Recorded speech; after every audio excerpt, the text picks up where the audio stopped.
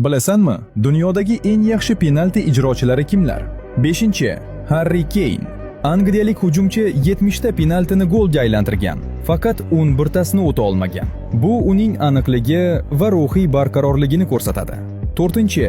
Erling Haaland. Norvegiyalik hujumchi 46 ta penaltini urgan va 5 tasini o'ta olmagan. Uning kuchli va aniq ijrosini namoyon etadi. 3. Cole Palmer. Yosh angliyalik iste'dodning ko'rsatkichi mukammal. 14 ta penalti, barchasi gol.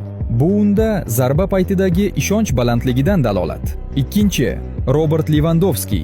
Polyak hujumchi mustahkam o'zini tutish va yuqori texnik mahorati bilan tanilgan.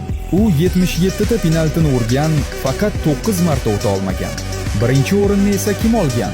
U Portugaliya terma jamoasida o'ynaydi. Dunyodagi eng kuchli penalti ijrochisi. Yarim himoya markazida mahorat sohibi. Uning hisobida 51 ta urilgan penalti va jami 6 ta o'tkazib yuborilgan zarba bor. Taxmin qildingmi? Izohda o'z javobingni yoz.